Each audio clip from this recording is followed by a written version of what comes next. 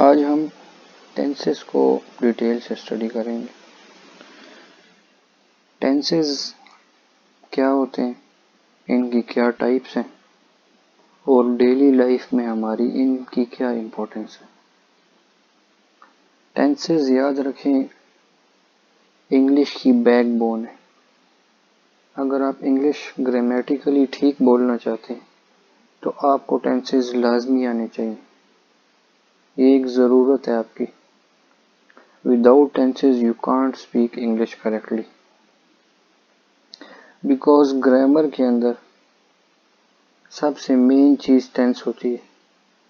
जब आपकी टेंस के अंदर हर form of verb, helping verb, subject, object अपनी करेक्ट ऑर्डर में होंगे और अपनी करेक्ट फॉर्म में होंगे, तभी एक सेंटेंस ग्रामेटिकली करेक्ट सेंटेंस कहलाएगा। अब टेंसेस होते क्या हैं? टेंस बेसिकली उर्दू में इसको फेल कहा जाता है। टेंस को उर्दू में हम कहते हैं फेल। और टेंसेस की 3 टाइप्स हैं। पहला है प्रेजेंट टेंस, आप देख सकते हैं, पास्ट टेंस और फ्यूचर टेंस।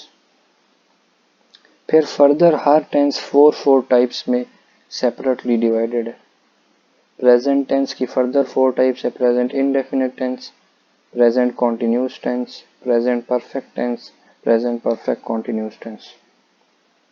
आप इनको उर्दू में भी लिख सकते हैं, फेल हाल, उर्दू में इसको फेल हाल कहते हैं।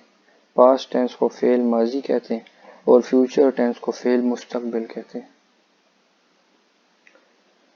प्रेजेंट इंडेफिनिट टेंस को उर्दू में कहेंगे फेल हाल मुतलिक।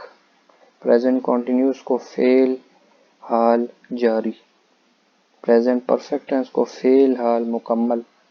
प्रेजेंट परफेक्ट कॉन्टिन्यूस को फेल हाल मुकम्मल जारी। इसी तरह माजी की भी 4 टाइप्स हैं और फ्यूचर में भी यही 4 टाइप्स हैं।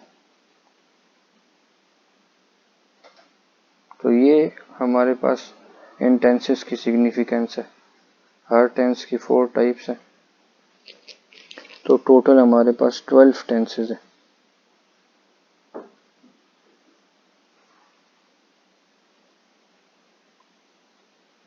प्रेजेंट इंडेफिनिट टेंस को डिस्कस करते हैं।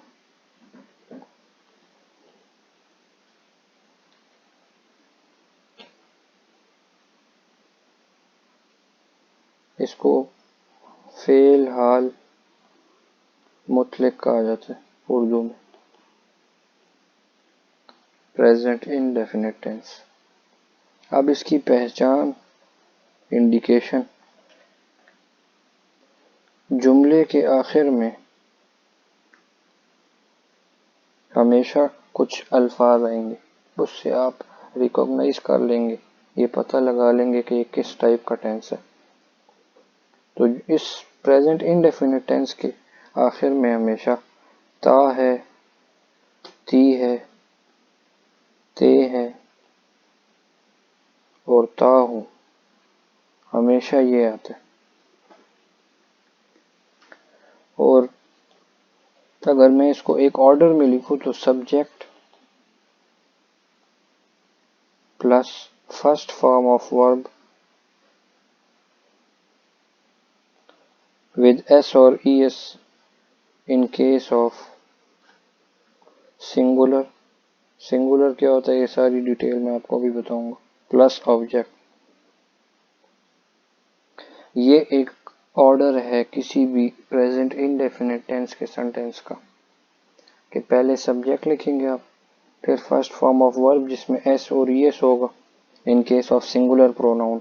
सिंगुलर प्रोनाउन क्या होता है ये इस पे हम डिटेल से भी बात करेंगे। और फिर ऑब्जेक्ट।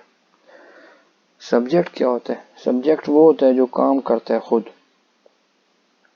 सब्जेक्ट वो चीज़ है जो खुद काम करे। फॉर एग्जांपल मैं कहता हूँ अली स्कूल जाता है, तो इसमें अली जा रहा है, अली काम कर रहा है, तो अली सब्जेक्ट हो जाएगा। और वर्ब, वर्ब जो है वो उस एक्शन को बता रही है कि क्या काम हो रहा है। अली स्कूल जाता है, स्कूल जाने को हम वर्ब कहेंगे। अब उसके लिए फर्स्ट फॉर्म ऑफ वर्ब लिखेंगे तो वो गो होगी, क्योंकि जाने को गो कहते हैं। और एस और एस कब आएगा? जब आपके पास सिंगुलर प्रोनाउन होगा। अभी बताता हूँ इसके बारे में। और ऑब्जेक्ट वो होता है जिस पर काम किया जाए। तो अली स्कूल जाता है, किस पे काम कर रहा है? अली स्कूल पे, स्कूल जा रहा है, तो स्कूल ऑब्जेक्ट हो जाएगा। तो सिंगुलर प्रोनाउन क्या होता है? ही, शी, इट और नेम। ये जो 4 प्रोनाउंस हैं, इनके केस में हमेशा एस और ईएस यूज होगा with verb. With verb first form of verb के साथ हमेशा एस और ईएस यूज होगा। जबकि प्लूरल के केस में आई, वी, यू, दे, ये सारे प्लूरल होते हैं। नो एस एंड ईएस, कोई एस या ईएस यूज नहीं होगा। अब आपकी माइंड में होगा एस और ईएस क्या है। फॉर एग्जांपल मैं लिखता हूँ अली स्कूल जाता है। अब देखिए अली क्या चीज़ है? अली नेम है, किसी का नाम है। तो ये किस में आ गया? सिंगुलर प्रोनाउन में ना। इसका मतलब है इसके साथ एस और एस लगेगा। कैसे? अली, अगर मैं लिखता हूँ अली गो टू स्कूल, ये गलत है। क्यों? बिकॉज इसके साथ एस और एस नहीं लिखा हुआ, ई एस लगेगा इसके साथ।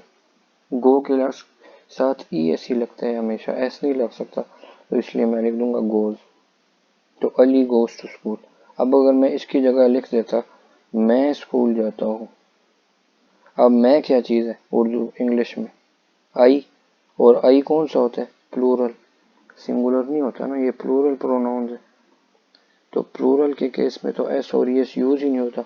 इसलिए मैं लिखूंगा आई गो टू स्कूल। अब मैंने एस और ई एस नहीं यूज किया बिकॉज आई क्या चीज़ है? It is plural. हाँ, अगर मैं लिखता कि वो स्कूल जाता है, अब वो हमें कैसे पता चलेगा ही है कि शी है? जाता लड़का है, तो हम ही यूज करेंगे। और ही के साथ एस और एस यूज होगा, बिल्कुल होगा, बिकॉज ये सारे क्या हैं? Singular pronouns. तो he goes to school, he के साथ भी ई एस यूज होगा।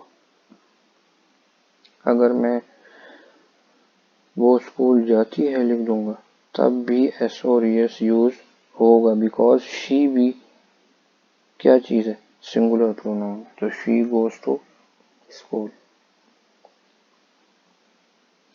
अगर मैं लिखता हूँ हम स्कूल जाते हैं, अब हम क्या था? आई, वी, यू, दे, ये सारे प्लूरल है ना। और प्लूरल के साथ एस या ई एस वर्ब के साथ यूज नहीं किया जाता। तो इसका मतलब है हम वी होता है और वी प्लूरल है, तो इसके साथ ना एस होगा ना ई एस। हम सिंपली लिखेंगे वी गो टू स्कूल। हम वी गोज टू स्कूल नहीं लिख सकते, वो गलत हो जाएगा। मैं गोज लिखता हूँ, this is wrong. We go to school because हम क्या था? प्लूरल। अब अगर मैं लिखता हूँ तुम स्कूल जाते हो,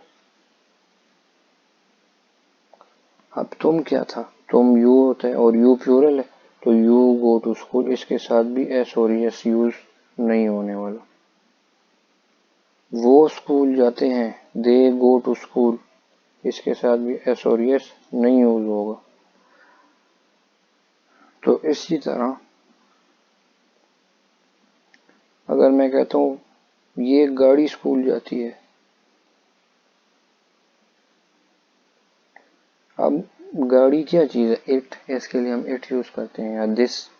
तो उस केस के अंदर भी आप एस और एस यूज करेंगे बिकॉज वो सिंगुलर होता है। दिस कार या this vehicle goes to school.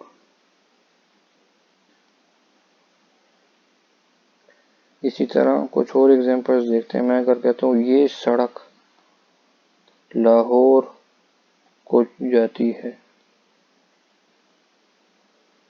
अब इंग्लिश के अंदर कुछ वर्ड्स ऐसे होते हैं जिनको आप एग्जैक्टली उस तरह से नहीं यूज करते। जैसे जाने की इंग्लिश होती है गोज, गो, लेकिन यहाँ पर आप गो यूज नहीं करेंगे बिकॉज रोड है, रोड चलती नहीं है, रोड लीड करती है। तो हम लिखेंगे this road leads to Lahore. अब रोड जो है वो एक सिंगुलर है, ही, शी, इट, इट में आ जाता है, इसलिए मैंने इसमें क्या लगाया? एस। बिकॉज लीड्स के अंदर ई एस नहीं होता, एस तो या एस होगा या ई एस होगा, लेकिन विदाउट एस और एस हम नहीं लिख सकेंगे इसको, इसलिए this road leads to Lahore. ये तो थे सिंपल टेंसेस जिनको हम असर्टिव सेंटेंसेस भी कहते हैं, जिसमें कोई नहीं आता, सवालिया निशान नहीं आता। अब हम ऐसे सेंटेंसेस लिखते हैं जिसमें नहीं आए। फॉर एग्जांपल, ये सड़क लाहौर को नहीं जाती है, यानी ये लाहौर को अब नहीं आ गया ना। इससे पहले मैं आपको एक बात बता दूं, याद रखें हमेशा सिंगुलर के साथ, हमेशा सिंगुलर के साथ डज यूज होगा और प्लूरल के साथ हमेशा डू यूज होगा। ये जरूर बात याद रखें। सिंगुलर का तो आपको पता चल ही गया था, क्या था मैं दोबारा बता देता हूँ। ही, शी, इट, नेम, ये सारे क्या होते हैं, सिंगुलर। और प्लूरल कौन से हैं, आई, वी, यू एंड दे, ये प्लूरल है। इन सब के साथ डू यूज होगा और ही, शी, इट और नेम के साथ डज यूज होगा।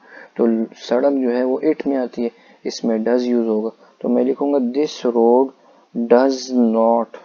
और याद रखें जब भी डज और डू यूज होगा उसके बाद हमेशा फर्स्ट फॉर्म ऑफ वर्ब होगी, नो एस और एस, खत्म हो जाएगा। तो this road does not lead to Lahore, S खत्म हो जाएगा, याद रखें। अब अगर मैं इसके लिए सवालिया लिखता हूँ तो यही सेंटेंस होगा, सिर्फ लिख रहा हूँ क्या सड़क लाहौर को जाती है, तो अब ये डज पहले आ जाएगा बिकॉज ये यहाँ पर हेल्पिंग वर्ब के तौर पे यूज हो रहा है। तो does this road lead to Lahore, question mark जरूर लिखेंगे आप। डज दिस रोड, अब देखिए मैंने डज के बाद एस और एस यूज नहीं किया। याद रखिए जिस सेंटेंस डज या डू आ गया उसमें आप एस यू और ई एस यूज नहीं कर सकते बिकॉज ये रूल है इसका। अब अगर मैं कहता हूँ क्या ये सड़क लाहौर नहीं जाती है, तो मैं कहूँगा does this road not lead to Lahore. Simple वही सेंटेंस था, सिर्फ नॉट यूज कर दिया हमने। तो याद रखें डू और डज के बाद नो एस और एस हमेशा फर्स्ट फॉर्म आएगी।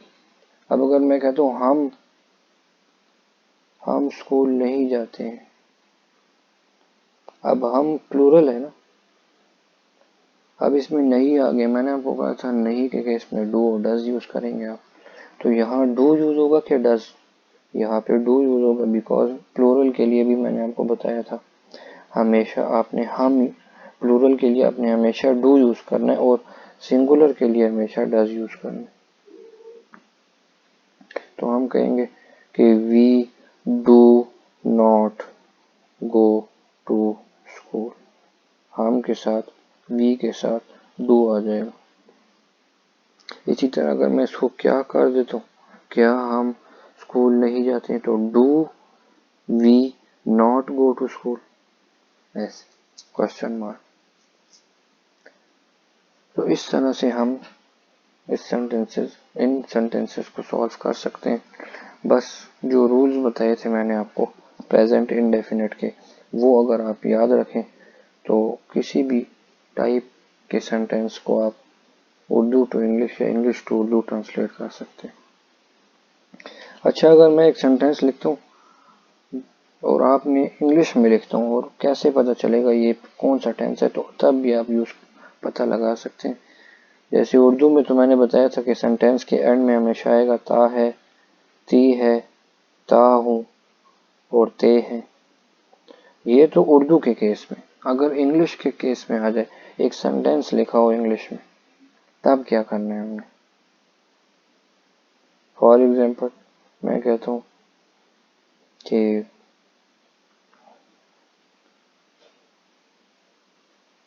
waterman waters the plants। याद रखें किसी भी टेंस की पहचान के लिए जरूरी है कि आप उसकी फॉर्म ऑफ वर्ब को देखें। उसमें जो फॉर्म ऑफ वर्ब यूज हो रही होगी आप उससे रिकॉग्नाइज करेंगे कि ये किस टाइप का टेंस है। तो वाटर्स देखिए एस यूज हो रहा है। प्रेजेंट इनडेफिनिट टेंस के अलावा जितने भी टेंसेज है 11 टेंसेज, 12 में से जो 11 टेंसेज है उनमें एस और ई एस किसी भी टेंस में यूज नहीं होता। तो सबसे बड़ी पहचान, सबसे बड़ी हिंट प्रेजेंट इनडेफिनिट की क्या है? S and E S. दूसरी क्या है? First form of verb. कुछ और टेंसेज भी है जिसमें फर्स्ट फॉर्म ऑफ वर्ब, लेकिन उसमें फिर कुछ और भी साथ यूज होता है, आई एन जी वगैरह, इसमें यूज नहीं होता। अब अगर आपके माइंड में क्वेश्चन होगा कि ये तो इसलिए वाटर्स आ गया, किसी सेंटेंस में एस ना भी आए तब कैसे पता चलेगा? फॉर एग्जांपल मैं कहता हूँ वाटर मैन। वाटर मैन एक के लिए होता है, मैन ज्यादा के लिए। याद रखें प्लूरल के लिए एस और एस यूज नहीं होता। तो मैं लिखूंगा water man water the plants. अब देखिए मैंने एस और एस यूज नहीं किया। तो अब मुझे कैसे पता चलेगा ये किस टाइप ऑफ टेंस है? तो वो मुझे फॉर्म ऑफ वर्ब से पता चलेगा। ये फर्स्ट फॉर्म है। तो फर्स्ट फॉर्म ऑफ वर्ब किस में यूज होती है? Present indefinite tense. तो ये कुछ टिप्स और हिंट्स थी जिससे हम किसी प्रेजेंट इंडेफिनिट टेंस को रिकॉग्नाइज कर सकते हैं। तो अब आप इसकी जितनी ज़्यादा प्रैक्टिस करेंगे तो उतना अच्छा हो जाएगा आपके लिए। मुख्तलिफ सेंटेंसेस उर्दू के माइंड में सोचें, उनको इंग्लिश में कन्वर्ट करें। अगर आपको के माइंड में कोई सेंटेंस आता है उर्दू का और उसकी ट्रांसलेशन आपको इंग्लिश में नहीं आ रही, प्रॉब्लम हो रही है या कोई भी कंफ्यूजन है, कमेंट में पूछिएगा। इंशाल्लाह नेक्स्ट लेक्चर में फर्दर टेंसेस को कंटिन्यू करेंगे। अगर इस टेंस में कोई कंफ्यूजन हो आप कमेंट्स में पूछ सकते हैं।